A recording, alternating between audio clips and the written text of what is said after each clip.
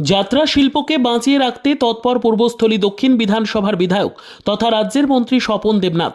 পাশাপাশি বিভিন্ন এলাকা থেকে শিল্পীদের তুলে আনতে যাত্রা একাডেমির কাছে তিনি প্রশিক্ষণ দেওয়ার আবেদন রাখবেন।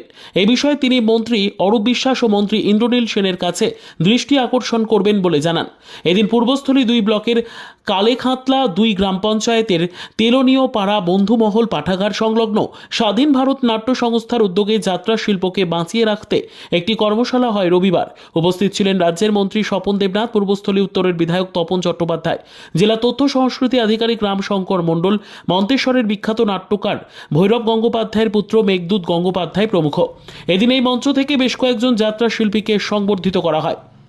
পূর্বস্থলী থেকে প্রসেনজিৎ দেবনাথের রিপোর্ট, সুন্দর বাংলা নিউজ। এই পূর্বস্থলীতে তেলনীয় পাড়াতে স্বাধীন ভারত নাট্য সংস্থা পেশাদার যাত্রা শিল্পীদের নিয়ে একটা কর্মশালার আয়োজন করেছিল। সেই কর্মশালায় উপস্থিত হয়েছিলাম। আমাদের বক্তব্য হচ্ছে, যাত্রা লোকশিক্ষা দেয়, যাত্রার মাধ্যমে মানুষকে কিছু সচেতনতার বার্তা আরো পৌঁছে দিন। একসময় যাত্রা আলোড়ন তুলে দিয়েছিল।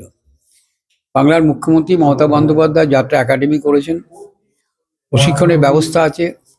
তাছাড়া এই যে বাল্যবিবাহ কিংবা জলের অপচয় বন্ধ, সামাজিক সম্প্রীতি বজায় রাখা, সব কিছুকে নিয়ে যাত্রা নতুন করে পাড়ায় পাড়ায় করুক। বিশেষ করে আমি আবেদন করেছি দুর্গাপূজার সময় অন্তত একটা দিন প্রত্যেক পুজো মণ্ডপে একটি লোকশিক্ষামূলক যাত্রাপালা করা হোক এবং একটা প্রশিক্ষণ দেওয়ার যাত্রা একাডেমির পক্ষ থেকে প্রশিক্ষণ দেওয়ার প্রস্তাব বিভাগীয় মন্ত্রীর কাছে আমি রাখবো, অরূপ বিশ্বাস মহাশয়ের কাছে, ইন্দ্রনীল সেনের কাছে।